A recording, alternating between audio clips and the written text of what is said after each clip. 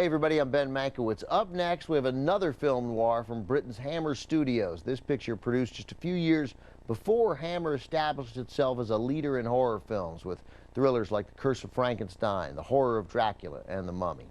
Hammer's horror films were movies that told classic monster tales with color and more graphic detail and starred two great horror stars, Christopher Lee and Peter Cushing. Most of those Hammer horror films were the work of a single director, Terence Fisher. Up next, we have a Hammer film noir directed by Fisher a few years before he started making those horror classics. From 1952, it's Dead on Course. Like other Hammer noirs, Dead on Course features a mostly British cast working behind an American star with marquee value. The star in this case is Zachary Scott, who established himself in the 1940s as a debonair scoundrel, most notably in 1945's Mildred Pierce opposite Joan Crawford, but also in 1948's Ruthless, directed by Edgar G. Ulmer.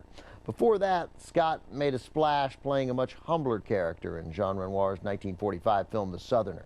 But by the early 50s, Zachary Scott wasn't receiving the same roles he'd been getting a few years earlier, so he accepted Hammer's offer to come to England and make Dead on Course. Scott plays a pilot whose friend's plane goes down while on a special cargo mission. Soon his friend is suspected of smuggling gold, and Scott must try to clear his pal's name. From 1952, also featuring Robert Beatty and Kay Kendall, known in England as Wings of Danger, here's Dead on Course.